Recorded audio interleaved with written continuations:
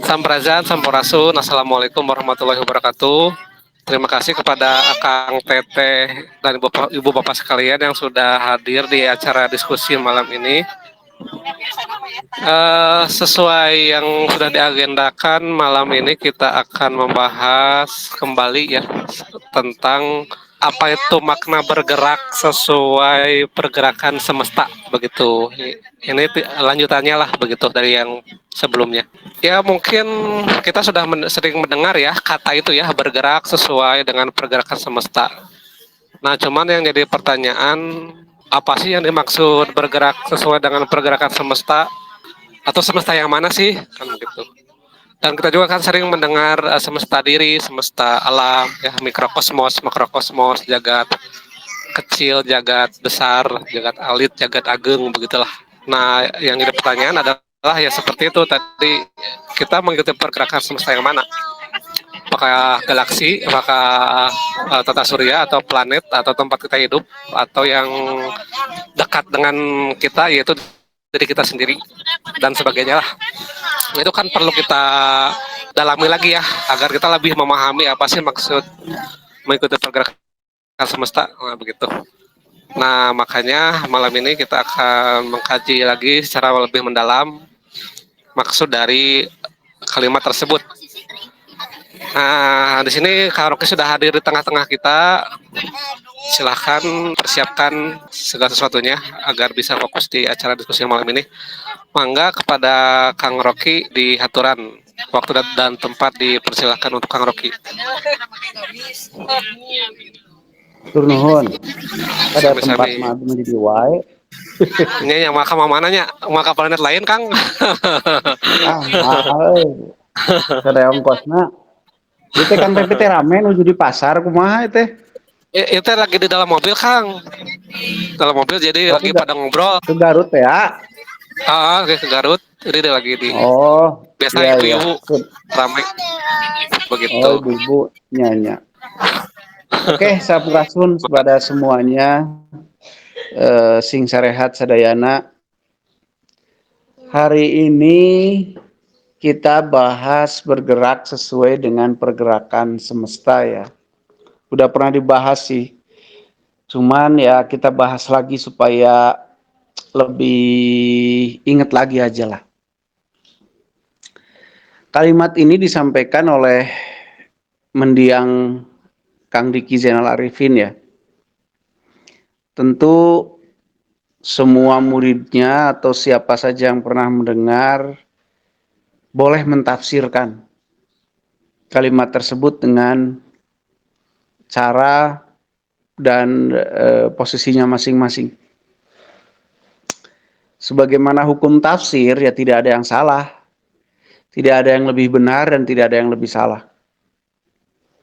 Tergantung pendekatannya, nanti kita lihat pendekatannya bagaimana. Maka dari itu wajar jika kemudian di kalangan orang-orang yang pernah mendengar kalimat tersebut muncul banyak tafsiran.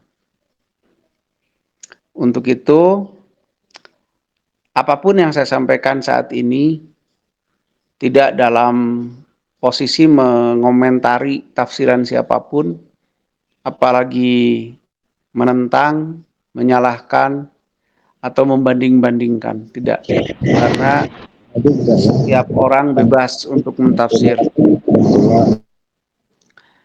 Yang saya sampaikan hanya ya tafsir sesuai yang saya pahami tentang kalimat tersebut. Mudah-mudahan bisa menjadi bahan pemikiran baru, menjadi bahan informasi baru, menjadi tambahan informasi untuk berpikir atau untuk memikirkan ulang tentang apa yang disebut dengan bergerak sesuai dengan pergerakan semesta. Nah, dalam kalimat tersebut kan ada beberapa kata ya, ada bergerak, ada sesuai, dan pergerakan semesta. Pergerakan terus semesta. Kita harus coba urai satu persatu. Pertama bergerak. Bergerakan secara makna kata itu artinya berpindah dari satu posisi ke posisi yang lain. Tapi bergerak di sini menurut saya bukanlah hanya bermakna berpindah dari satu posisi ke posisi yang lain. Tapi bergerak bisa bermakna berperilaku, berbuat, bertindak, dan seterusnya. Dan saya dalam hal ini lebih memaknai kata bergerak itu sebagai berperilaku, bertindak, daripada sekedar berpindah tempat. Sesuai itu bukan sama ya. Sesuai itu artinya bukan sama. Tapi sesuai itu artinya bisa pas atau selaras atau setuju gitu ya. Atau seukuran, tapi tidak berarti sama persis gitu.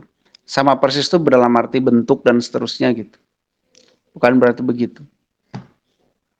Tapi pas, sesuai, seukuran. Bergerak sesuai dengan pergerakan. Pergerakan itu artinya ya apa ya?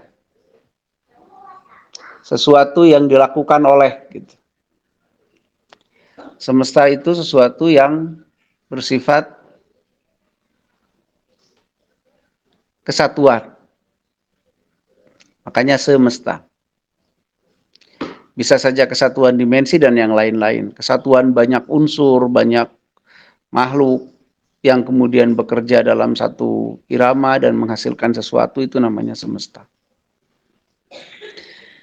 Nah, kita kembali kepada bergerak sesuai dengan pergerakan semesta. Ada kemudian yang memaknai sebagai pergerakan dalam makna betul-betul bergerak. Badannya bergerak, mungkin mengikuti auranya sendiri, atau mengikuti gelombang elektromagnetik atau sebagaimana mana-mananya gitu. Saya tafsirnya. Tapi saya lebih mengartikan atau lebih berpikir bergerak sesuai dengan pergerakan semesta adalah kita berperilaku, bersikap, bertindak sesuai dengan pola laku, sesuai dengan perilaku semesta, sesuai dengan perilaku alam tempat kita hidup, sesuai dengan perilaku hukum dasar dari perilaku dasar alam semesta ini. Kalau saya lebih memaknainya seperti itu. Jadi menurut saya bergerak sesuai dengan pergerakan alam semesta adalah kita berperilaku, berpikir, bertindak sesuai dengan hukum dasar atau perilaku dasar dari alam semesta tempat kita hidup ini. Jadi saya tidak memaknai bergerak sesuai dengan pergerakan semesta itu artinya kita menggerak-gerakkan badan mengikuti entah itu aura atau mengikuti pergerakan energi alam. Bukan, saya tidak memaknai seperti itu. Saya memaknai bergerak dengan sesuai dengan pergerakan semesta adalah kita berperilaku, bertindak sesuai dengan hukum dasar atau pola gerak dasar dari alam tempat kita hidup, tempat kita tinggal. Oke, kalau begitu kita harus tahu dong pola gerak dasar dari alam tempat kita tinggal. Tentu sangat luas ya, sangat beragam kalau kita mau memeretelinya, tapi kita ambil yang besar-besar saja dulu sebagai hukum-hukum pokok. Pertama, hukum pokok pergerakan alam semesta atau perilaku alam semesta adalah dia netral. Netral di sini berarti alam semesta itu hanya bertindak, hanya berperilaku sesuai dengan unsur dan sifatnya saja. Tidak mengikuti keinginan-keinginannya, tapi hanya bertindak sesuai dengan unsur dan sifatnya saja. Itu sifat pertama. Itu pergerakan pertama, pergerakan dasar alam semesta. Misal, air atau H2O itu apabila dia dipanaskan atau apabila dia ketemu suhu tertentu, maka dia akan menguap. Misalkan, kenapa dia bisa menguap? Apakah karena dia ingin menguap? Tidak, itu karena dia sifat dan unsurnya seperti itu. Dan yang lain-lain, seluruh unsur molekular dan seterusnya pembentuk dan penyusun alam semesta termasuk tubuh kita, bergerak sesuai dengan sifat dan unsurnya. Maka kalau kita masih bergerak, bersikap, berperilaku lebih atau dibimbing oleh keinginan dan seterusnya, saya memaknai itu kita belum bergerak sesuai dengan pergerakan semesta. Kalau kita ingin bergerak sesuai dengan pergerakan semesta, maka kita pun harus bergerak hanya mengikuti sifat dan unsur kita.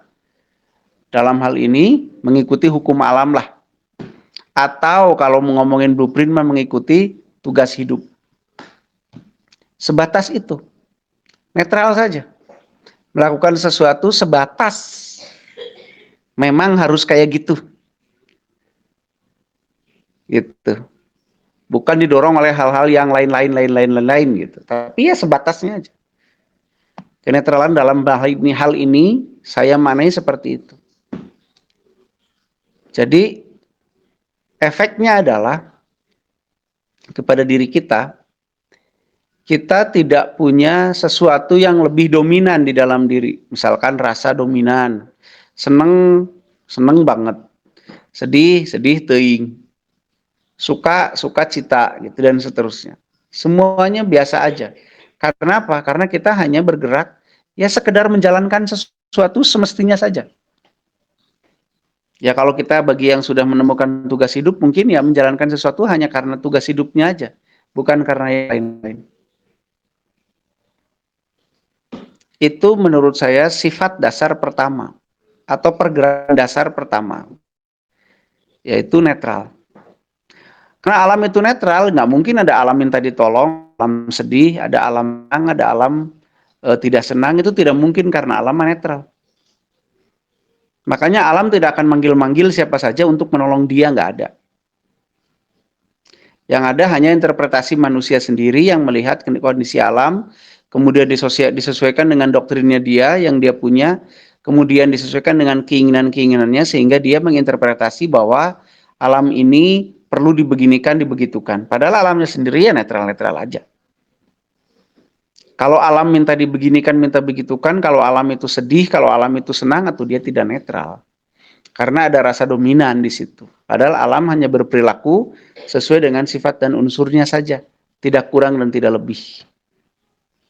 Maka kalau kita ingin bergerak sesuai dengan pergerakan semesta, ya kita harus mengikuti pola dasar itu.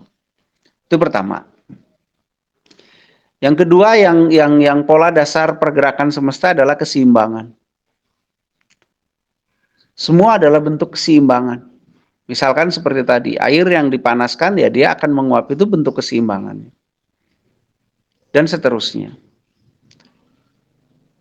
Maka kita juga kalau ingin bergerak sesuai dengan pergerakan semesta, kita harus memahami bahwa segala sesuatu adalah keseimbangan. Kalau kita ingin keseimbangan terjadinya seperti apa, kita harus menyeimbangkannya kayak apa, dan seterusnya lah. Kita harus pahami itu. Dan bergeraklah sesuai dengan prinsip itu.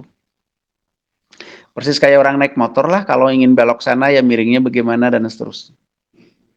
Karena semuanya keseimbangan, jadi semua wajar. Jadi efeknya di diri kita adalah ya biasa aja. Karena semua juga wajar.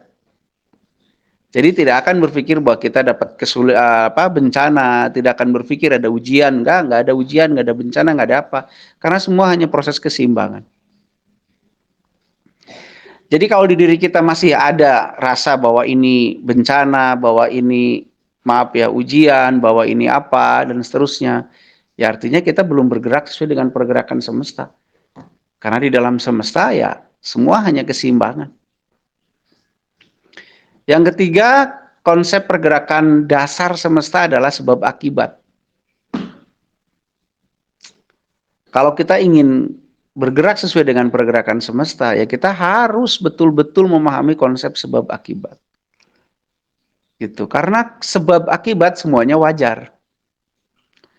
Oh begini karena begitu, begitu karena begini. Kalau kita ingin ininya begini, berarti kalau kita ingin akibatnya begini, berarti harus melakukan sebab begitu. Berarti kita harus memahami semua proses. Berarti kita harus memahami urut-urutan dari sebab yang kemudian mengakibatkan akibat. Kalau kita ingin sebabnya A, oh berarti prosesnya, kalau kita ingin akibatnya A, berarti proses sebabnya bagaimana?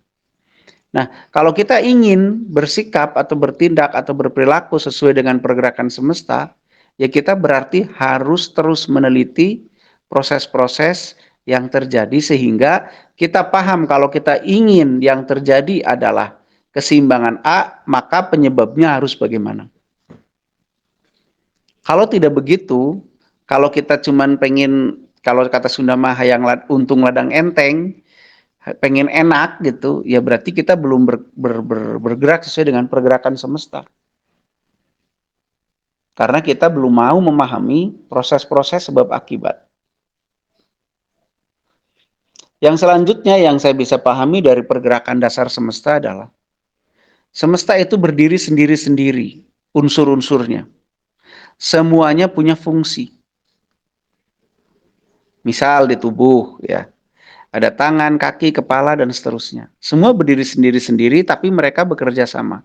Maka kemudian saya menafsir sebagai berpisah tapi tidak terpisah. Kalau kita tidak bisa memahami perbedaan, tidak memahami bahwa semua ada fungsinya, tidak memerdekakan unsur lain untuk berfungsi, semua harus sama, berbeda nggak asik, ya kita berarti belum bisa bergerak sesuai dengan pergerakan semesta.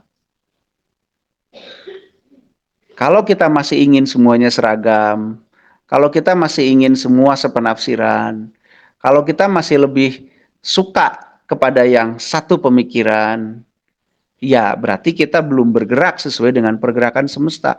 Karena faktanya di dalam semesta semua berdiri sendiri-sendiri dan bekerja sama. Yang saya simpulkan sebagai, atau yang saya rangkum sebagai berpisah, tapi tidak terpisah. Di dalam mulut saja ada gigi, ada lidah.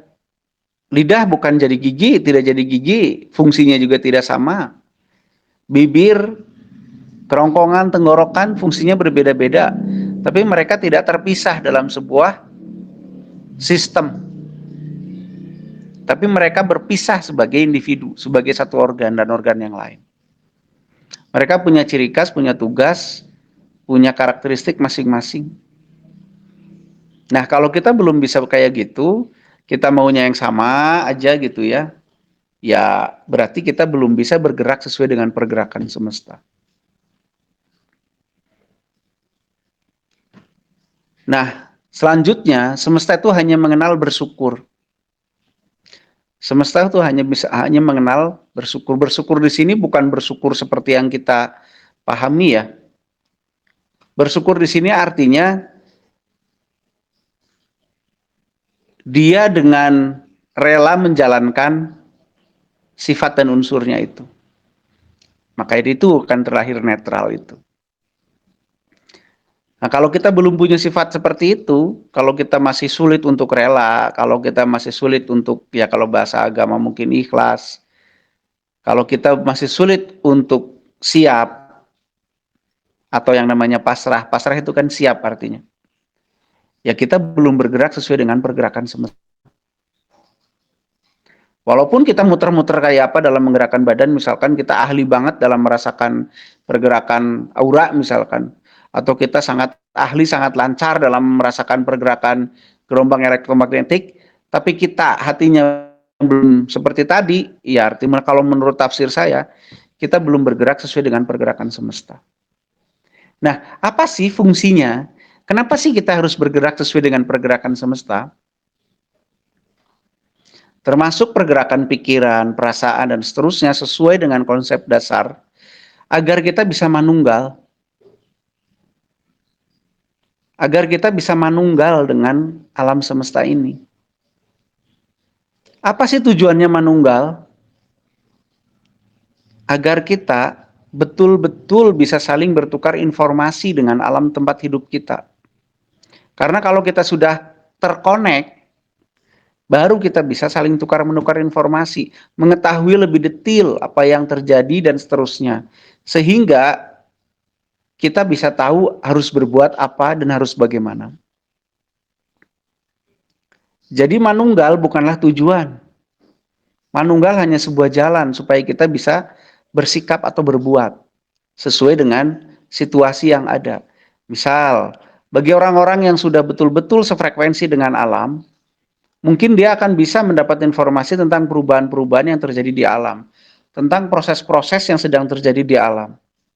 Misal, oh ini magmanya sedang naik, oh ini aliran magma ke gunung ini sedang tinggi. Bagaimana nih biar kehidupan baik manusia maupun alam tetap terjaga keseimbangan yang enak buat manusia misalkan. Bagaimana di alam ada seimbang-seimbang aja, mau meletus juga. Ini mau manusia misalkan biar seimbang gimana? Oh berarti mengungsi, misalkan. Kemana mengungsinya, dan seterusnya. Jadi manunggal bukanlah tujuan. Manunggal hanya alat. Hanya sarana untuk kita kemudian bisa bertindak. Misalkan, oh bagi orang-orang teman-teman yang punya kemampuan mungkin, oh biar tidak terlalu naik magmanya maka dibagaimanaan, itu bagaimanain. Biar manusianya tetap bisa hidup dengan nyaman misalkan. Jadi jangan ngomong alamnya ya, alamnya biar nyaman, alamnya nyaman-nyaman aja. Jangan mengkambing hitamkan alam, manusialah yang punya kepentingan di sini.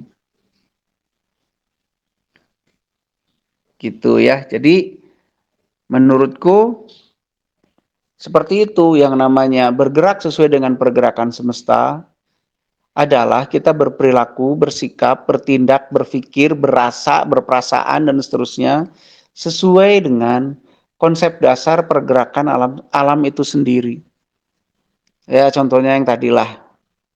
Gitu. Jadi ujung-ujungnya nanti kita bisa sefrekuensi dengan alam itu. Perilaku, laku kita, pikiran, perasaan kita sama sefrekuensi dengan alam sehingga kita bisa menyatu. Kalau kita nggak sefrekuensi, nggak akan bisa menyatu. Untuk menyatu nggak cukup hanya dengan bisa meraba atau merasakan pergerakan gelombang elektromagnetik hasil pancaran inner core, nggak cukup. Untuk terkoneksi itu harus betul-betul satu frekuensi. Satu frekuensi di sini bukan sesuatu yang diada-adakan, tapi memang lahir karena perilaku kita, pikiran kita, perasaan kita memang sudah selaras dengan alam itu sendiri. Begitu. Jadi untuk sampai ke sana, kita sangat butuh mempelajari pergerakan dasar alam semesta itu. Agar kita bisa menyesuaikan diri. Agar kita bisa menconteknya, agar kita bisa menirunya gitu. Agar kemudian kita bisa selaras. Kalau sudah selaras, bisa terkoneksi. Kalau sudah terkoneksi, bisa kita dapat data-data sehingga kita bisa memutuskan untuk bertindak bagaimana. Begitu. Jadi semua ada goalnya nantinya. Mungkin begitu Kang Pepi ya sebagai pengantar saja biar kita bisa berdiskusi. Kalau terlalu panjang sayanya ngantuk. Bukan orang lain yang ngantuk, sayanya ngantuk. Ya Kang Pepi lanjut. Ya Pepinya lagi dikerubutin ibu-ibu ya. Jadi siapa yang mau mewakili Pepi ini? Halo, halo. Pada kemana ini teh? Ya Kang. Nah ada. Ya sok dilanjut untuk pengantar mungkin segitu aja. Dan saya mah tugasnya hanya memantik kan. Jadi untuk pemantik berpikir, mari kita diskusikan. Begitu. So mangga siapa aja. Baik, terima kasih Kang. Saya ulangi lagi mungkin ya, bahwa bergerak sesuai dengan pergerakan semesta menurut ya. Ulangi lagi ya, Neng ya. Iya. Bahwa bergerak sesuai dengan pergerakan semesta menurut saya lebih kepada tafsir saya ini Maya. Kita bersikap berperasaan sesuai konsep dasar dari pergerakan semesta itu sendiri. Tujuannya apa? Tujuannya agar kita benar-benar bisa selaras dengan alam. Baik pikiran, perasaan, perilaku, tindak tanduk, dan seterusnya. Tujuannya apa? Tujuannya agar kita bisa ngeblend atau menyatu dengan alam. Menyatu tujuannya untuk apa? Agar kita bisa memahami betul-betul apa yang terjadi di dalam alam itu sendiri. Tujuannya apa? Agar kita bisa menentukan sikap sesuai dengan kepentingan atau kebutuhan umat manusianya, alamnya dan yang lain-lain supaya bisa selaras. Akhirnya kita bisa menyeimbangkan semuanya antara kebutuhan manusia dan kebutuhan alam tempat hidupnya. Jadi itu menurut saya tentang bergerak sesuai dengan pergerakan semesta. Begitu, mari kita diskusikan. Silahkan siapa yang mau memandu diskusinya. Kang, saya ada pertanyaan. Sebelum yang lain, saya dulu yang nanya. Oh, apa tuh? Ya, itu kan saya pernah Ya, dengar boleh. dari Oh ya, nanti juga mendiang. bacain ya pertanyaan-pertanyaan. Nanti dulu, nanti Ya, juga bacain pertanyaan-pertanyaan yang udah ditulis ya. ya, Oke, sok. ya, ya. Saya pernah mendengar kata-kata dari mendiang Kang Diki. Beliau mengatakan bergeraklah sesuai dengan pergerakan semesta, karena orang yang bergerak sesuai dengan semesta, dia akan menjadi seorang penemu. Nah, itu gimana ya, Kang, penjelasannya?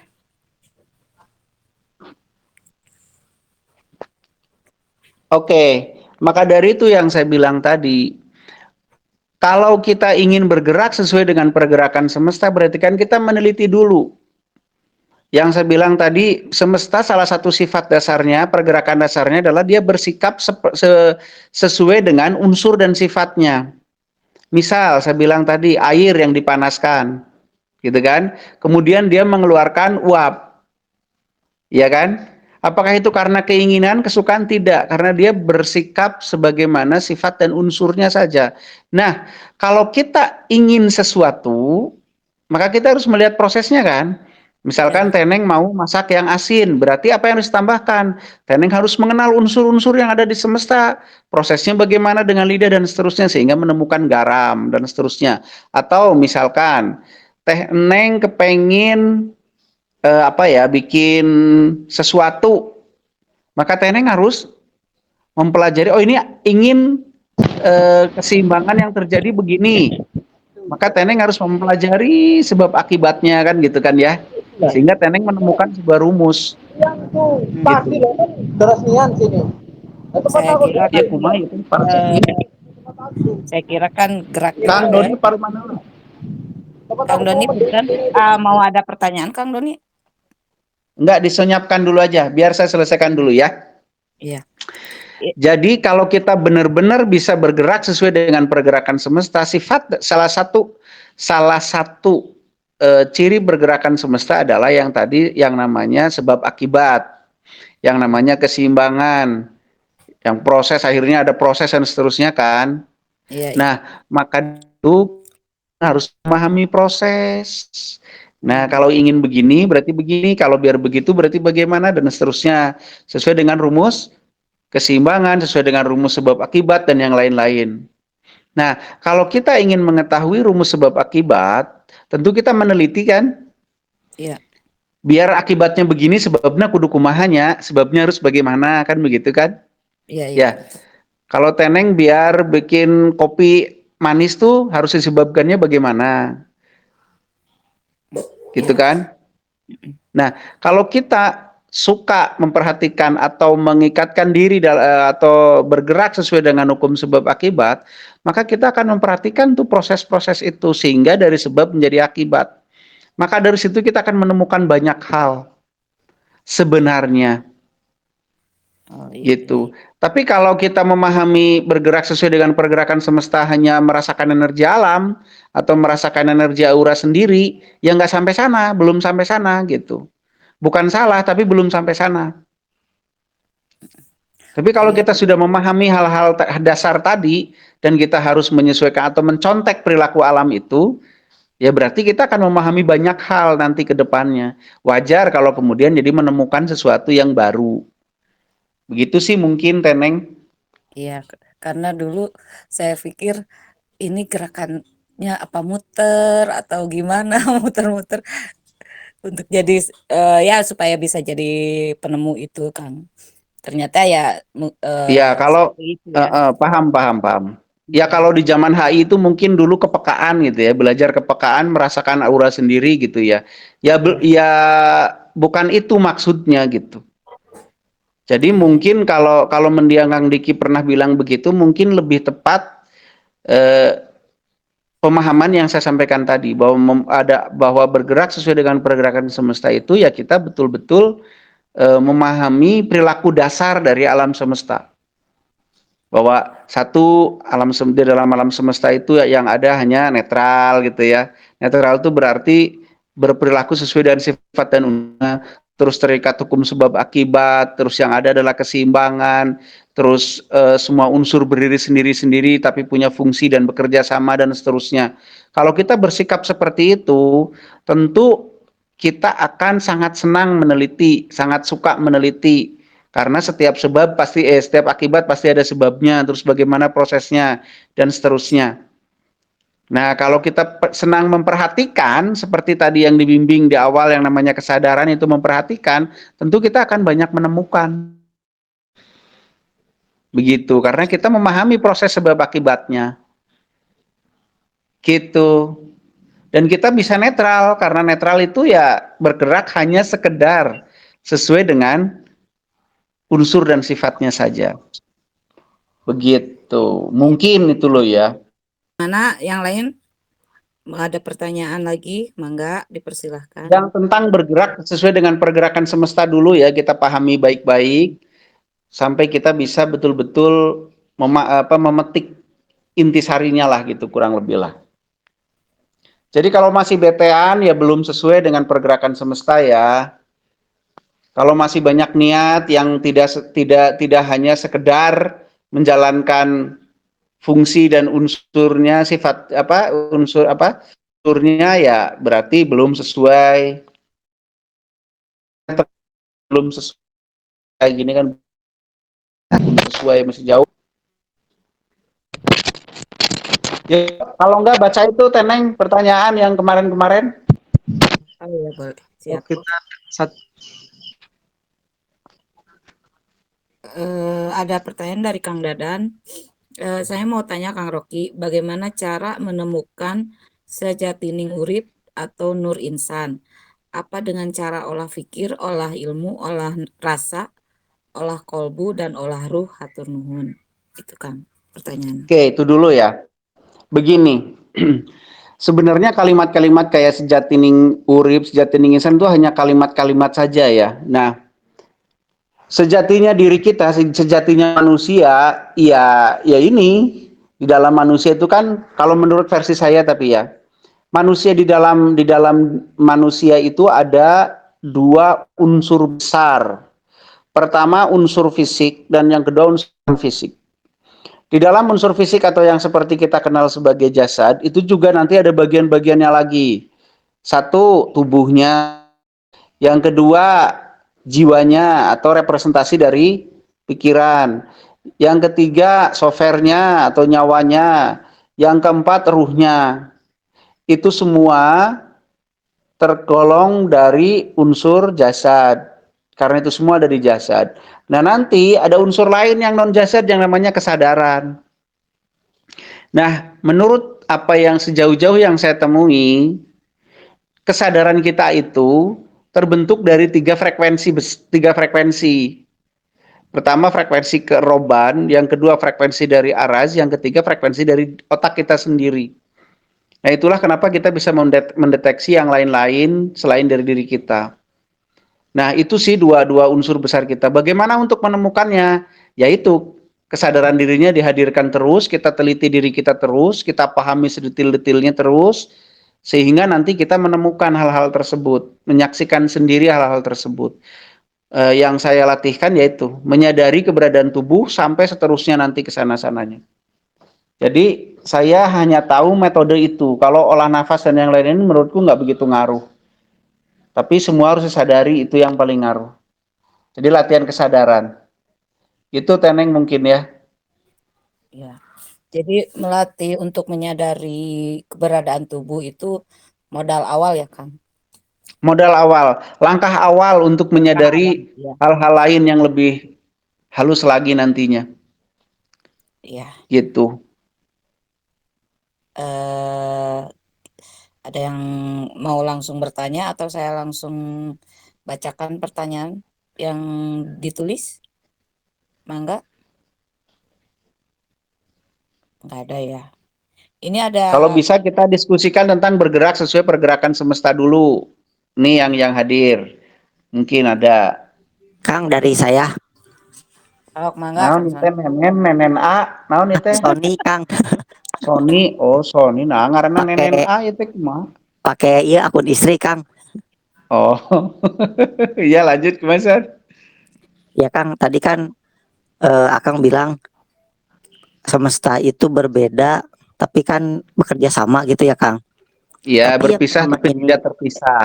ya terpisah Itu tapi tidak. sifat dasar semesta, maka kita juga harus bertindak seperti itu. Terus yang ditanyakan? Nah, kenapa kok dari kecil gitu ya kita khususnya di sekolah kita tuh kayak disamakan gitu Kang. Apakah memang Di ada karpetan atau kepentingan disamakan ya teh? di mejaan Kang, di kursian? Disamaratakan gitu ya. Ya gitu Ya Kang. itulah gitu maksudnya gitu ya.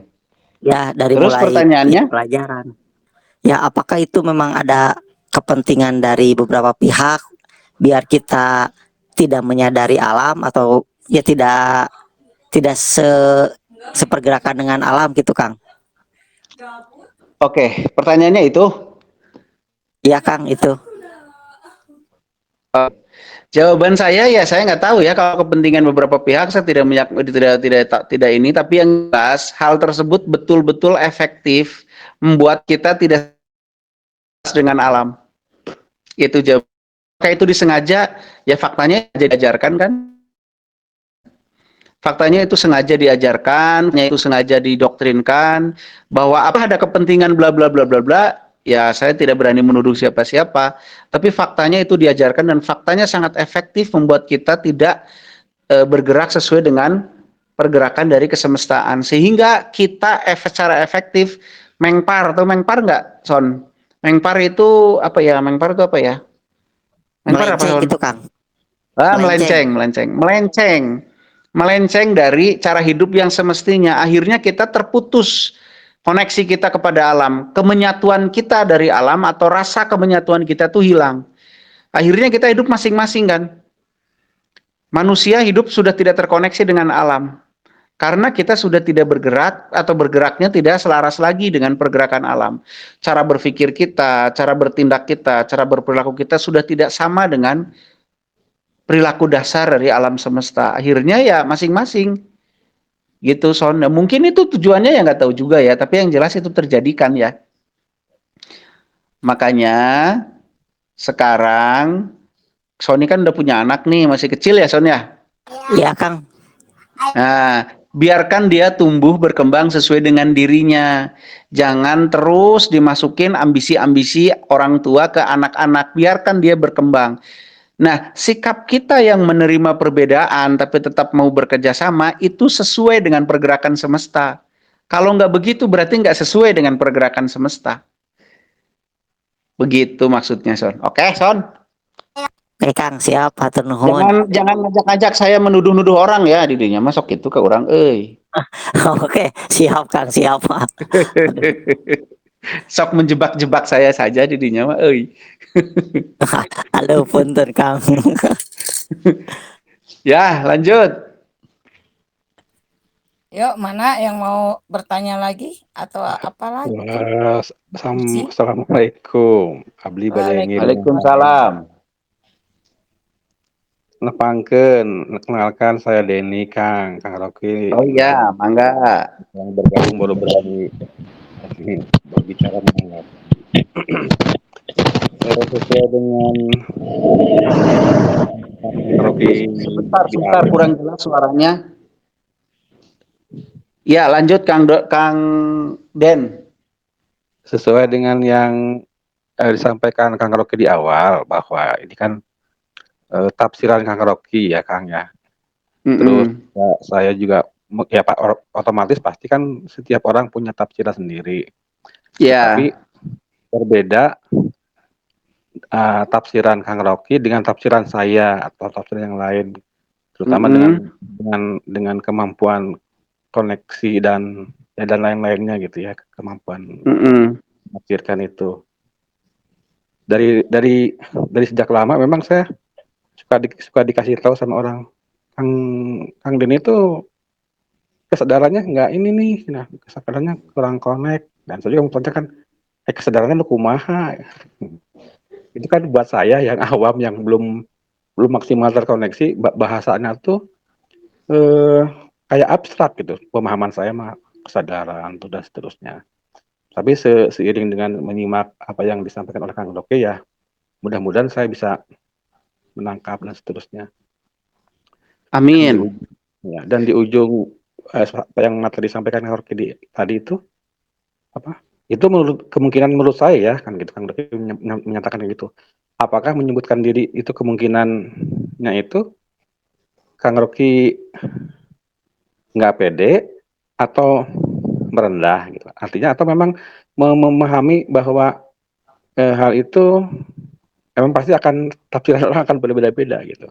Nah, itu yang pertama. Yang keduanya, saya ketika memahami apa yang disampaikan tadi, tentunya kan bahwa alam itu harus kita bisa terkoneksi, kemudian bisa menangkap bahwa alam itu netral, dan kita harus selaras. Bagaimana caranya kita bisa menerjemahkan gitu, menerjemahkan apa sinyal atau apa yang kita tangkap ini. Iya. Saya harus bergerak nih, misalkan saya mau mencoba untuk bisa bergerak, berperilaku sesuai dengan pergerakan semesta. Artinya saya harus menerjemahkan juga kan apa sinyal yang diberikan oleh alam atau apa yang kita bacain. Iya, Nah, itu betul. kan buat saya kan nggak mudah gitu kan untuk saya mau berangkat atau bekerja atau memutuskan sesuatu harus gimana. Nah, itu mungkin saya harus berproses belajar dulu mungkin itu Kang ya. Oke. Nuhun pisan Kang Den Gusdur. Bener ya. Den Gus. Ya, pertama saya menyadari bahwa sebagaimana di dalam kesemestaan itu ya memang setiap unsur berdiri sendiri, mereka bersikap, berperilaku sesuai dengan sifat dan unsurnya. Kalau di dunia manusia ya semua sesuai dengan makomnya masing-masing. Semua sesuai dengan tempat, sesuai dengan quality dan segala macamnya, kan itu semua yang membuat kemudian tafsiran menjadi berbeda-beda. Karena setiap orang punya background, punya pola pikir, punya kualitas berpikir, punya informasi dan seterusnya. Sehingga itu yang menyebabkan kita semua berbeda. Tapi kalau kita tidak mau menerima perbedaan itu, ya justru kita keluar dari kesemestaan. Karena faktanya dalam kesemestaan semua berbeda-beda, tapi harus mau bekerja sama. Nah, jadi saya tidak boleh menisbihkan itu, bahwa pendapat saya yang paling benar, buat saya iya, tapi kan buat orang lain belum tentu. Gitu, makanya kebenaran itu ya saya pakai sendiri saja. Makanya di sini saya bicara bahwa apa yang saya sampaikan ini sebaiknya disikapi hanya sebagai tambahan pemikiran yang kemudian dikaji lagi, dibuktikan, diteliti lagi sehingga nanti menemukan apa iya seperti ini, apa enggak gitu. Itu pertama. Jadi bukan karena nggak percaya diri sih, saya percaya sama diri saya lah, bahwa saya laki-laki. Tapi yang jelas bahwa keilmuan itu kan sangat tergantung dari banyak sekali hal di dalam setiap kepala itu. Makanya kemudian menciptakan perbedaan-perbedaan. Gitu. Sebenarnya tidak ada perbedaan sih sebenarnya. Yang ada hanyalah step-stepnya saja yang titiknya berbeda. Misalkan gini, saya kasih contoh, saya mau dari rumah saya mau ke alun-alun. Kalau saya sudah berangkat sampai alun-alun, maka saya sudah melewati berbagai macam titik. Salah satunya mungkin saya melewati Kosambi misalkan. Maka saya bisa menceritakan dari awal sampai alun-alun, lengkap. Tapi bagi orang yang belum sampai alun-alun, misalkan baru sampai Gatot Subroto, ya dia baru akan menafsirkan sesuai dengan sejauh mana dia berjalan. Nah, itu yang membuat kemudian seolah-olah berbeda-beda, padahal ya nggak berbeda. Hanya sejauh mana dia berjalan dan seterusnya. Dan itu proses. Kalau kita memahami kesemestaan, wayahna kita harus menerima itu sebagai keniscayaan. Itu pertama. Yang kedua, bagaimana biar kita bisa menafsir sinyal-sinyal yang kita bisa tangkap dari semesta, dari alam lah ya, jangan dari semesta, dari alam tempat hidup kita. Jawabannya pertama satu, kita harus menyadarinya dulu. kita harus menyadari apa? Kita harus menyadari tubuh kita sebagai penerima sinyal dan sebagai penerjemah sinyal. Kita harus betul-betul sadari. Nggak mungkin kita mengaku menerima sinyal, tapi si penerimanya aja kita tidak sadari keberadaannya. Itu mah halusinasi kalau kayak gitu mah. Jadi, kalau kita mengaku menerima sinyal, kita harus dalam kondisi sadar. Minimal keberadaannya. Kalau kita sedang ke tubuhnya aja tidak sadar terus mengaku menerima sinyal, pertanyaan saya, kita menerima sinyal dengan apa wong penerimanya aja kita nggak sadari. Bagaimana sinyalnya bisa kita sadari penerimanya? Jadi kita tidak sadari. Maka langkah pertama adalah sadari tubuhnya terus-menerus.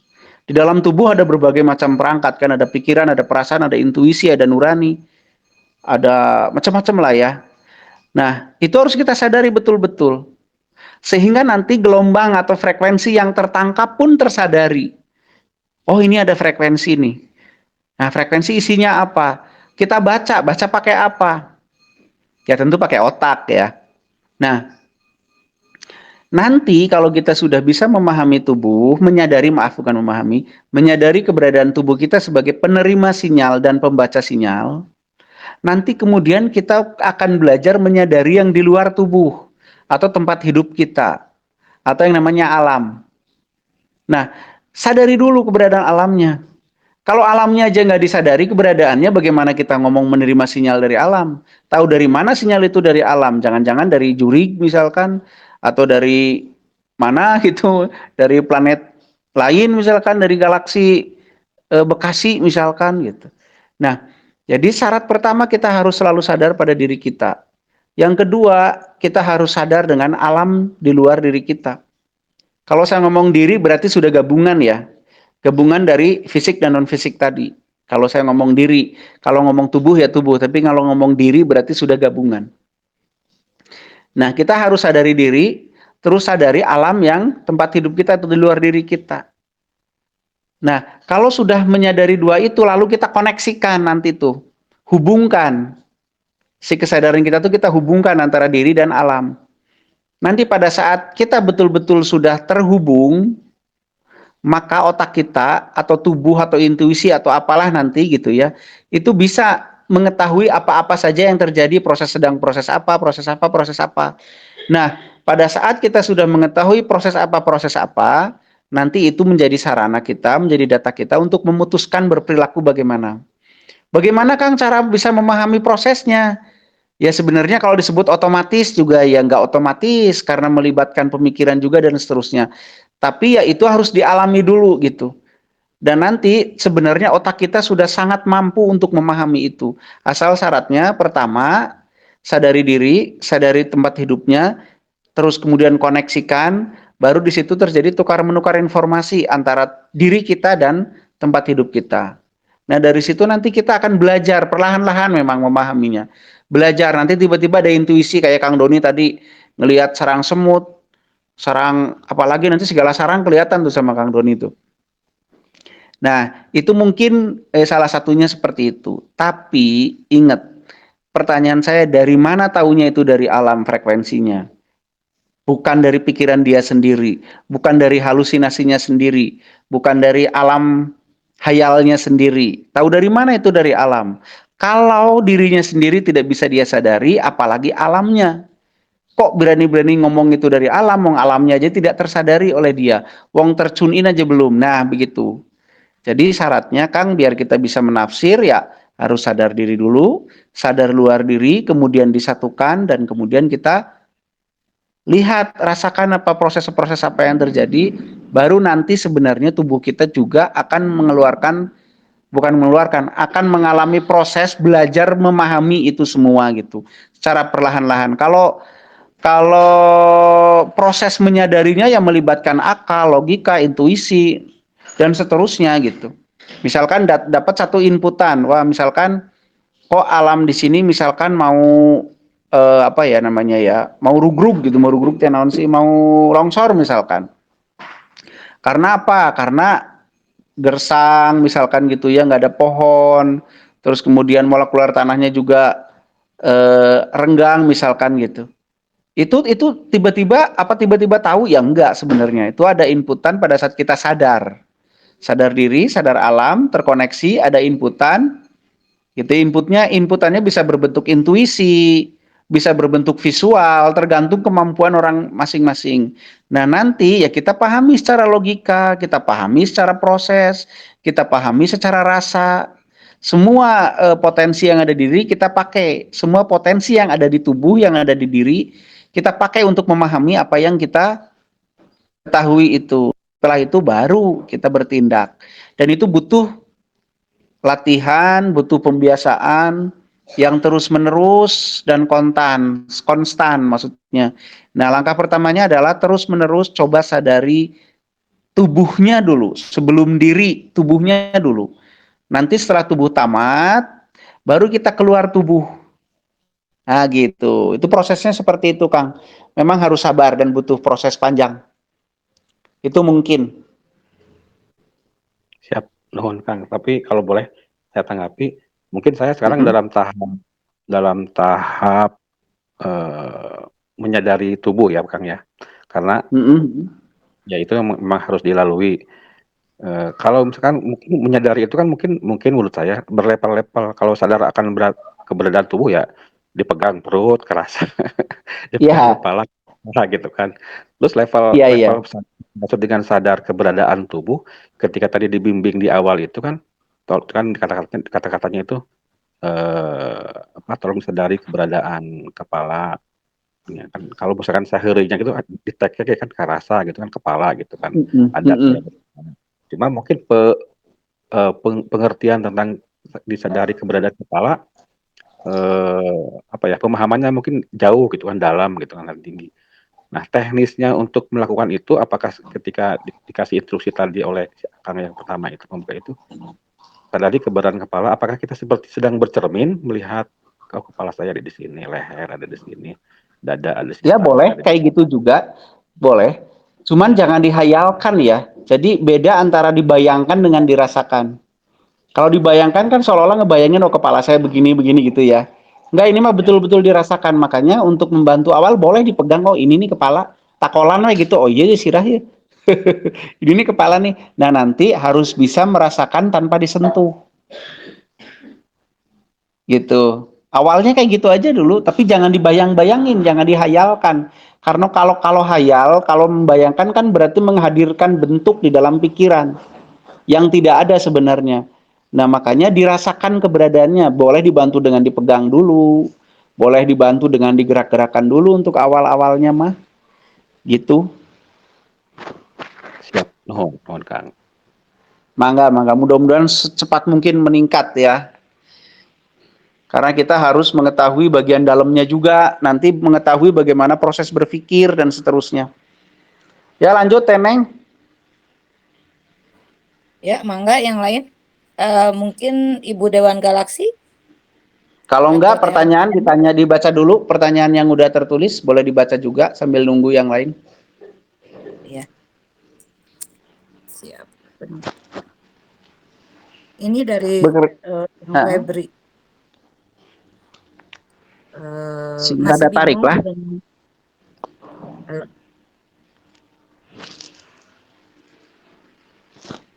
Ini dari Kang Febri, katanya masih bingung dengan jiwa, software, nyawa. Minta tolong dijelaskan penjelasannya, Kang. Oke, ini menurut versi saya ya. Menurut versi saya. Mungkin ada yang lain yang berbeda pendapat. Ini mah menurut versi saya. Yang namanya jiwa itu adalah representasi berpikir. Itu jiwa. Jadi hasil kerja otak dalam bentuk berpikir.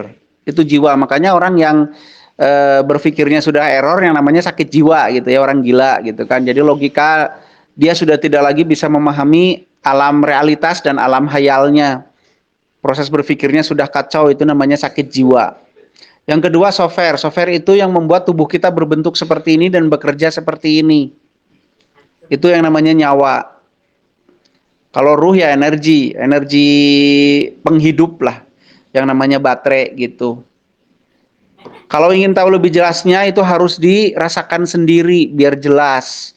Karena banyak sekali yang sulit dikatakan ya, sulit dibahasakan gitu. Jadi ditemukan sendiri saja, dipahami sendiri bahwa oh kayak gini nih, berpikir teh yang kayak gini. Itulah jiwa.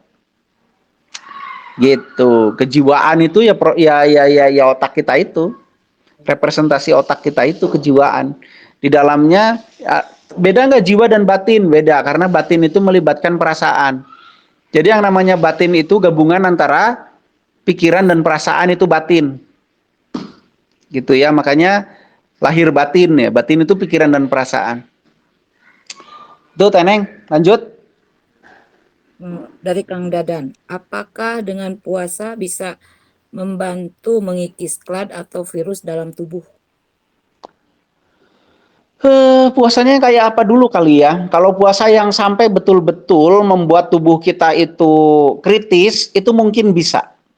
Tapi kalau puasa yang seperti biasa kita lakukan, yang makan subuh, makan lagi maghrib, kayaknya sih sulit ya.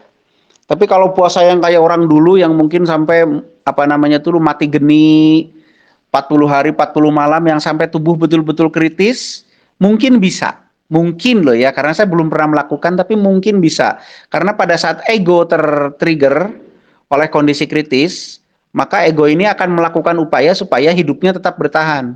Nah, di situ mungkin terjadi peningkatan kelistrikan di sel gitu. Mungkin itu juga karena saya belum pernah melakukannya. Lanjut.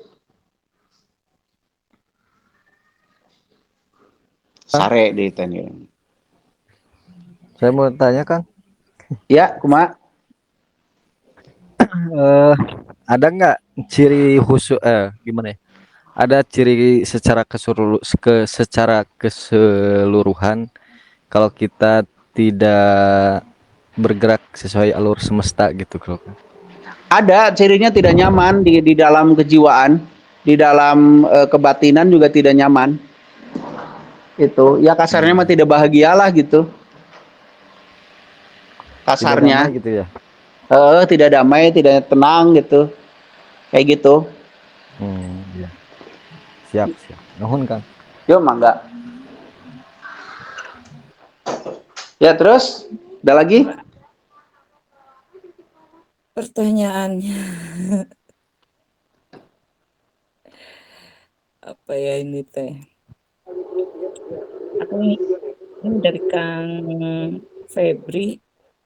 Apa ini pertanyaan atau apa ya? Aku ingin tahu definisi black hole dan white hole. Apakah seperti menyerap ke surga dan menyerap ke neraka? Oke. Black hole dan white hole itu hanya satu ujung dan ujung. Jadi gini, di dalam alam semesta itu ada satu pusaran energi, bukan pusaran energi lah ya, langsung aja black hole lah.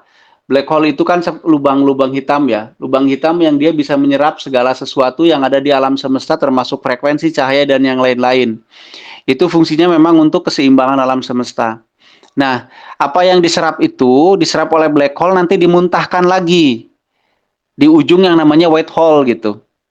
Jadi diserap melalui black hole, dimuntahkan lagi melalui white hole, dan itu bukan surga dan neraka ya, bukan, insya Allah ya, bukan. Jadi tenang saja Kang Febri, kalau mau masuk surga nggak usah masuk ke black hole. Tenang aja. Lanjut.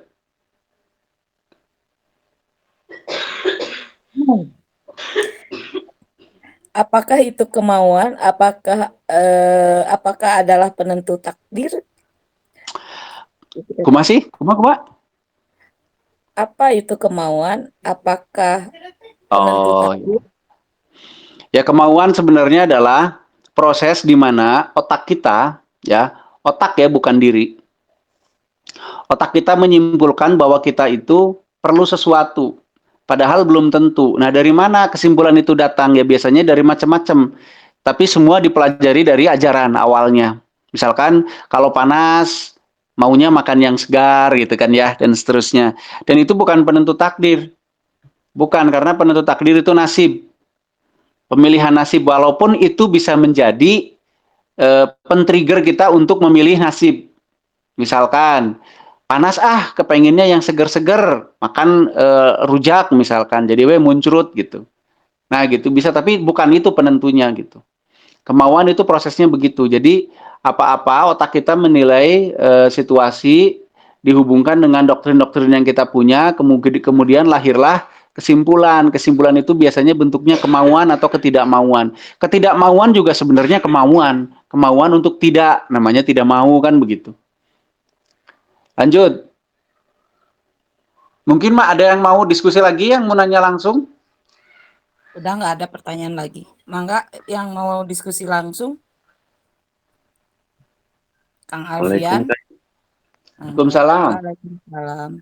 Mau nanya Kang, ini akhir-akhir ini kuping kadang-kadang kayak budek gitu Kang, tapi ada dengungan doang, kayak yang budek, tapi enggak, Ya. namanya enggak waktu doang, tapi hampir agak sering lah.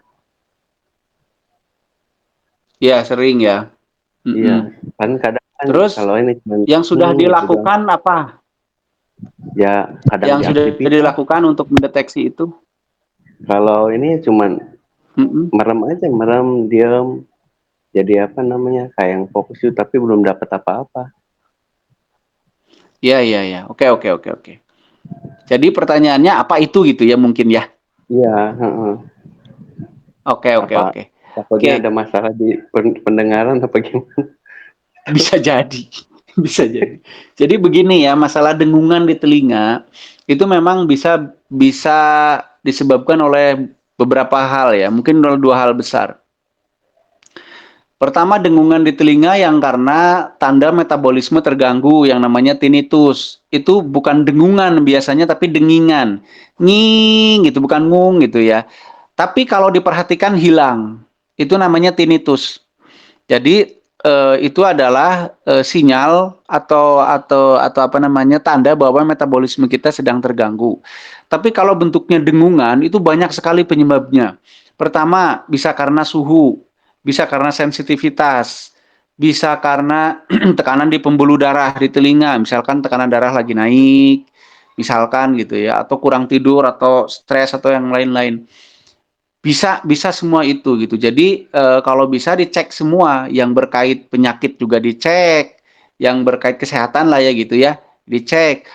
Tapi bagaimana Kang kalau ada hubungannya dengan misalkan dapat frekuensi lain misalkan, ya mungkin saja.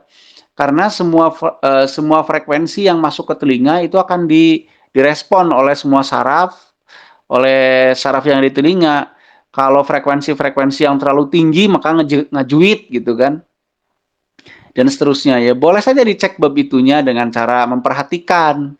Nah, saran saya pada saat mendengung, coba dikoneksikan kesadaran kita ke telinga, diperhatikan betul-betul apa yang terjadi. Tapi ingat, hanya memperhatikan, bukan berasumsi. Kalau berasumsi, nanti data yang otak terima itu sudah dimanipulasi oleh diri kita sendiri, oleh otak kita sendiri. Karena kita sudah punya asumsi awal. Jangan-jangan begini atau begitu, atau lagi merasa dapat inputan apa segala macam, nanti malah nggak objektif.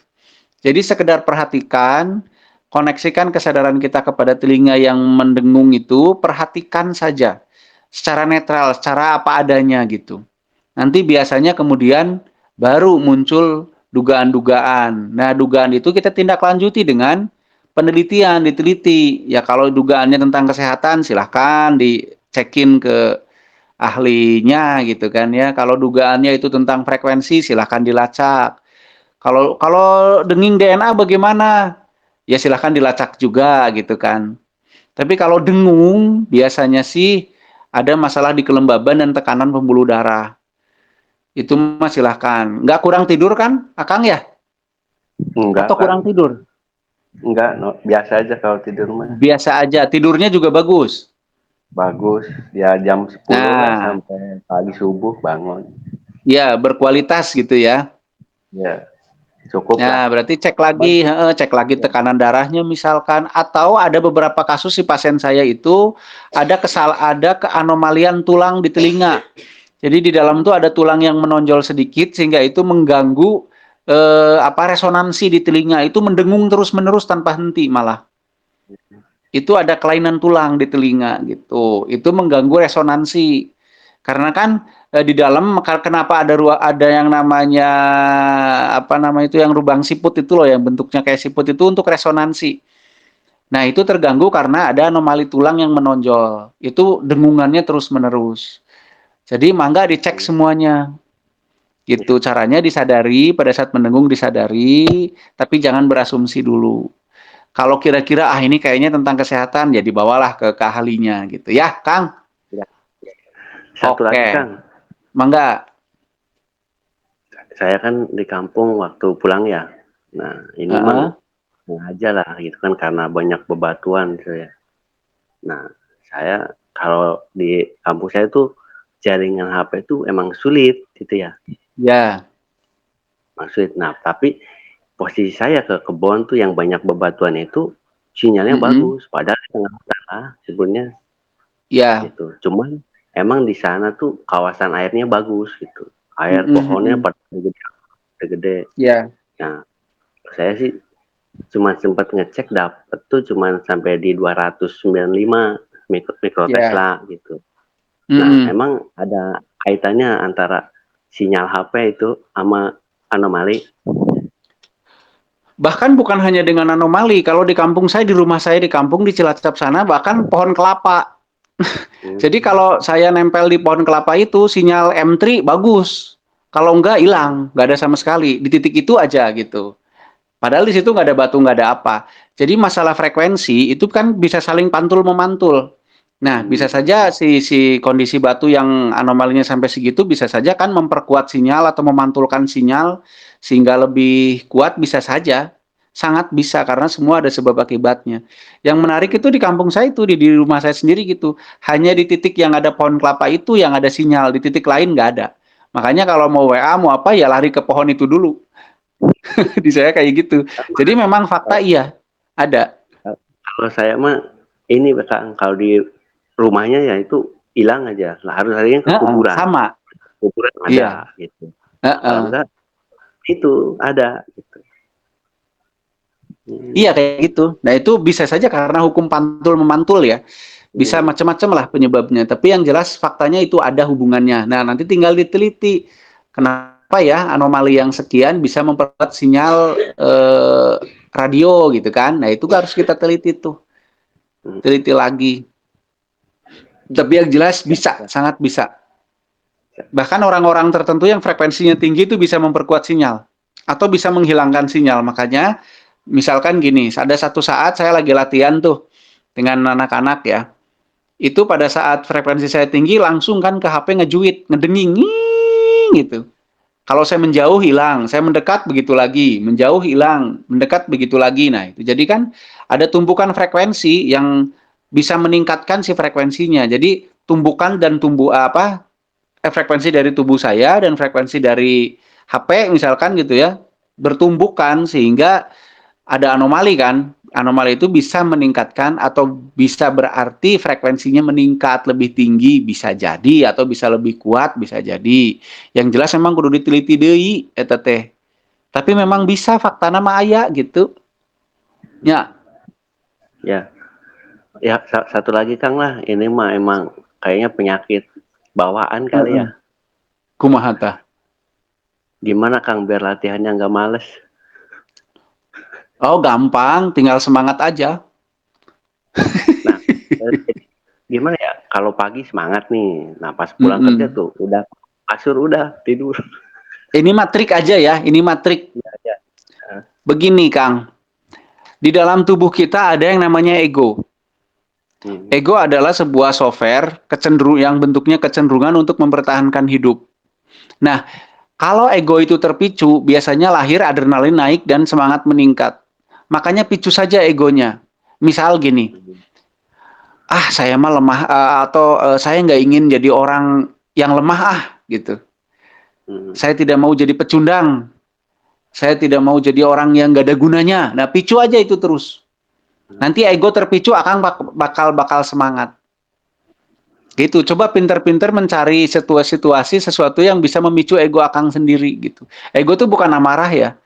Ego itu software. Amarah itu nafsu lah. Nah itu triknya itu yang sering saya lakukan kalau saya lagi datang malesnya setengah setan gitu ya. narik napas saja males, itu saya picu, wah kalau saya gini saya bakal jadi pecundang. Nah itu, wah saya nggak mau jadi pecundang, nah baru naik gitu loh. Kalau saya kayak gitu, sok kayak diulik lah. Ya, oke. Nanti dicoba. Ya, Iya dicoba. Salam. Ya, ini Kang ada sedikit pengalaman ya, yang waktu kemarin kita berlatih di tebing itu yang men-trigger tubuh supaya mau berlatih itu kan malam itu jam berapa ya, jam 1-an itu ngantuknya minta ampun, udah ngantuk banget lah. Terus saya coba praktekin tuh yang waktu latihan di situ, di apa di setting gitu untuk mau berlatih di apa Egonya sih dipicu gitu. ya, egonya dipicu dipicu dan terbukti langsung seger jadi we latihan. Oh gitu, pinter atau gitu. Syukur atuh. Jangan sampai Jadi keun welah gitu jawabannya teh Hana si picu ya jawabannya keun welah. ada tuduh ada tadi mah tuduh berem. Geus tong ngagosip, lanjut. Nggak ini terus ini kan di setiap merasakan keberadaan tubuh ya. Saya tuh kan kalau misalkan di siang hari atau maghrib itu suka apa ya? Kok ada beda gitu rasanya di tubuh itu. Terus saya teliti di jam-jam biasa misalkan di jam 8, jam 9 pagi gitu. eh Biasa aja tubuhnya nggak terlalu kayak yang oleng atau apa gitu ya. Terus jam siang kok ini ya lebih padat gitu sekitar tubuh itu padat, terus grenyem-grenyemnya lebih cepet gitu pas dilihat jam 1. Terus maghrib juga kayak gitu. Kalau jam-jam biasa aja gitu sih, mungkin auranya ya, aura tubuhnya ya biasa aja, nggak terlalu padat, nggak terlalu grenyem-grenyem. Apakah itu eh, apa peralihan waktu Kang atau apa ya? Apa tuh ngomong naon sih teu puguh pisan. Nya eta teh lamun yang di saat-saat peralihan waktu itu memang seperti itu, ada fluktuasi energi gitu kan? Ya, setiap kali ada peralihan, baik itu waktu, jangankan peralihan waktu, peralihan posisi aja kan berarti teneng dari mulai duduk ke berdiri kan berarti ada sesuatu yang bergerak ya. Ada energi yang bertambah untuk terjadinya perubahan kan begitu kan. Pasti ada sesuatu yang berbeda gitu. Itu mah pasti, itu mah. Terus kalau di ini ya di batu anomali itu kan pergerakan auranya, kepadatan sama grenyem-grenyemnya itu kan lebih kerasa banget gitu. Terus kalau misalkan kita ada di tempat yang nggak ada anomalinya, biasa aja gitu. Nggak ada ya biasalah segitu. Seperti yang biasa saya rasakan segitu. Tapi kalau pas ada di tempat yang beranomali itu lebih kerasa. Dulu Terus? saya pernah baca untuk mendeteksi anomali itu tidak usah dengan alat pun bisa, yaitu dengan tubuh. Apakah menyadari keberadaan tubuh itu juga salah satu cara untuk bisa mendeteksi tempat yang beranomali kan? Ya iya, cuman kan masalahnya kalau nggak dengan alat kita nggak tahu berapa ratusnya kan, angkanya gitu. Iya, Kalau cuman tahu oh ini ada anomali, ya bisa aja. Cuman angkanya berapa kan nggak tahu kalau nggak dengan alat. Itu aja sih. cuman gitu doang ya. Kalau kayak kita merasakan tekanan darah kita, misalkan tekanan darah saya sekarang lagi tinggi, tapi berapa tingginya? Ya, kan kita nggak tahu. Ya itu mah terserah, apakah perlu alatnya, apa enggak, apa cuman perlu pengen tahu ada anomali. Anomali itu bukan hanya yang tinggi ya, termasuk yang rendah juga anomali. Anomali kan artinya ketidakbiasaan. Iya, iya, iya. Begitu. Nah, kalau Ya ada lagi pertanyaan yang lain? ya, sok atuh, mangga yang lainnya. Ibu Dewan, Ibu Kalau Dewan. enggak, di pertanyaan yang tertulis saja. Udah nggak ada, Kang. Udah Oh, habis. udah habis. Ya. Ayo, Teh mangga Putih, yang lain. Kang Arif. Ya kayaknya itu aja mungkin kan kalau nggak ada pertanyaan mah disimpulkan aja. Bentar, udah tinggal 8 menitan lagi. Atau gimana? Ya sok ditunggu.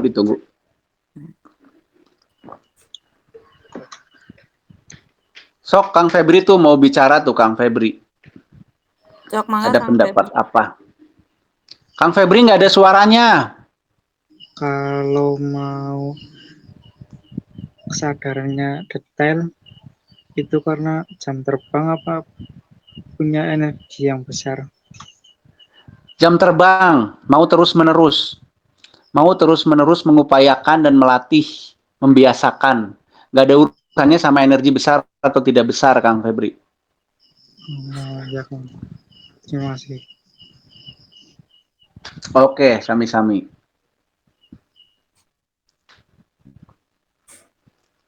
Jadi kesadaran itu nggak ada urusannya dengan energi ya, besar tidak besarnya nggak ada urusan. Kesadaran itu ada urusannya dengan pembiasaan dan terus menerus gitu. Continue-nya yang penting ya Kang. Konon, continue. Iya, continue. Iya, itu yang penting mah continue. Sok ayo yang lain tentang pergerak sesuai dengan pergerakan semesta. Mari kita bahas, saling memberi pendapat, silahkan. Siapa tahu malah saling melengkapi gitu kan. Yang berbeda itu ternyata bisa saling melengkapi misalkan. Kalau pendapat saya begini, pendapat yang lain sana. Oh berarti kalau pas disusun, oh ternyata ini nyambung. Ini tahap pertamanya, ini tahap keduanya. Nah, siapa tahu malah jadi begitu kan kalau diobrolin mah gitu.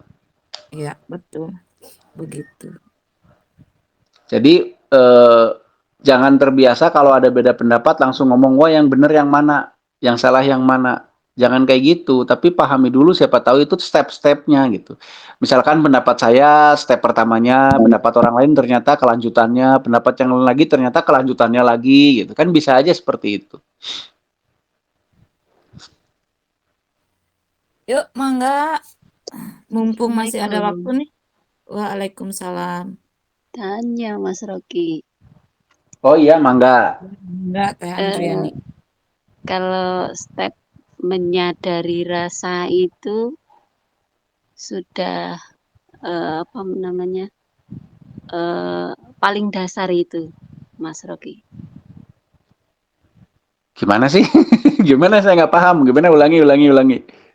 Seperti yang saya tanyakan yang dulu itu, kesadaran itu paling dasar itu yang harus dicapai gitu loh. Oh iya. Untuk bergerak sesuai dengan pergerakan semesta gitu. Oke. Pertama yang harus sangat disadari memang sesuatu yang paling mudah saja dulu. Apa yang paling mudah? Ya keberadaan yang paling kasar, keberadaan tubuhnya. Nah, kalau itu udah sukses, artinya kita sangat mudah menyadari keberadaan tubuh kita dalam waktu yang lama, terus-menerus. Mudah sambil berkegiatan, sambil ngomong, sambil apa aja kita sudah bisa merasakan tubuh kita terus-menerus. Nah, habis merasakan keberadaannya, terus merasakan apa lagi? Ya yang lebih dari itu. Apa itu? Ya misalkan bagian dalamnya ada apa? Ada organ, ya kan? Di dalam organ ada saraf, nanti ada di otak itu ada proses rasa dan seterusnya. Nah, itu nanti terus berjenjang ke sana. Sampai nanti merasakan metabolismenya, merasakan kinerjanya, nanti merasakan sistemnya, merasakan apalagi energinya, terus menerus seperti itu. Jadi yang paling dasar, paling awal, paling mudah adalah merasakan keberadaannya dulu. Sebelum kita teliti bagaimana kerjanya, kita teliti atau kita rasakan keberadaannya. Nah, kalau teteh sudah atau mbak sudah bisa merasakan keberadaan tubuh dari kepala sampai kaki, sambil berkegiatan, sambil ngapa-ngapain aja udah kerasa, tingkatin tuh, merasakan di dalamnya, oh mana ya otot saya, otot yang mana nih, nanti otot udah bisa tulang, tulang yang mana nih, keberadaannya aja dulu, keberadaan otot, keberadaan tulang, ya kan, keberadaan pembuluh darah, Nah, habis itu nanti organ-organ, mana jantung, mana paru, keberadaannya aja dulu rasakan, oh paru yang ini, jantung ini, limpa ini, liver, empedu ini, dan seterusnya. Kalau itu sudah pinter merasakan itu terus-menerus, baru, oh kerjanya gimana ya si otot, coba gerak-gerakan tangannya. Oh ternyata otot itu hanya sesuai perintah, perintahnya dari mana? Oh dari otak, otak memerintah itu dalam rangka apa? Oh dalam rangka misalkan menyikapi sesuatu, ada data dulu yang masuk ke otak, terus otak mengolah data itu, kemudian menyikapi, nah gitu terus diperhatikan. Sehingga kita paham kinerja tubuh. Kalau sudah paham tubuh kita, nanti baru kita keluar tubuh kita memahami yang di luar tubuh yang namanya tempat hidup atau alam. Prosesnya sama. Disadari keberadaannya dulu udara saja. Sadar nggak bahwa kita kan hidup di dalam udara. Seperti ikan hidup di dalam air. Tapi kan kita nggak pernah merasakan keberadaan udaranya ya. Iya nggak? Bener nggak Mbak? Iya. Padahal kita hidup itu di dalam udara. Nah, kita bergerak itu memecah udara. Gitu. Nah, itu nanti rasakan udara itu yang mana. Rasakan udaranya. Bagaimana proses udara masuk? Apakah benar kita menghirup udara atau bagaimana? Terus bagaimana udara di dalam paru-paru dan seterusnya. Nanti itu dirasakan sehingga kita memahami kerja alam di luar tubuh kita. Nanti kalau sudah saling terhubung enak deh. Kalau saling terkoneksi bisa curhat kepada angin. Seperti itu Gitu ya. prosesnya Mbak. Dan memang perlu waktu dan perlu pembiasaan. Begitu. Oke. Sabarlah. Terima kasih. Iya. Iya, sabar ya. Salam sama si Bapak. Iya. Nanti disalamin. Iya, disalamin biar enak sekalian kasih sereh. Kasih gula. Kasih gula, ya jangan cuma Kasih salam cabe. doang. Oke, makasih. Oke, sama-sama. Oke, mungkin udah jam 9, masih ada satu pertanyaan terakhir, kalau nggak ada kita simpulkan. Ini ada Sabrajan, Kang. Oh, ada satu lagi, Mangga. Iya ini Kang, kehidupan sehari-hari apa termasuk pergerakan semesta Kang yang kita lakukan setiap hari itu Kang? Dah itu aja dulu deh. Ya, maksudnya kehidupan sehari-hari itu kehidupan sehari-hari Akang gitu ya? Ya, pokoknya kehidupan sehari-hari manusia itulah gitu. Oke, begini ya, yang kita maksud sebagai pergerakan semesta tadi adalah bagaimana semesta itu bekerja, gitu, nilai-nilai yang ada atau prinsip-prinsip dasar yang ada di dalam proses bekerjanya alam itu yang kita maksudkan. Tapi apakah kehidupan sehari-hari termasuk dalam bagian dari hal itu? Ya tentu bagiannya. Tentu menjadi bagian karena kan kita ini makanya disebut semesta, satu kesatuan antara manusianya, alamnya, mungkin dimensi apanya, dimensi satu kesatuan sehingga sebenarnya semua saling mempengaruhi dan saling berinteraksi. Gitu. Begitu loh. Walaupun yang kita bahas tadi adalah prinsip-prinsip dasar dari pergerakan semesta itu. Begitu. Tapi kejadian apapun yang terjadi di alam semesta yaitu menjadi bagian dari kesemestaan itu sendiri. Begitu. Meren ya tau ge. Meren, iya.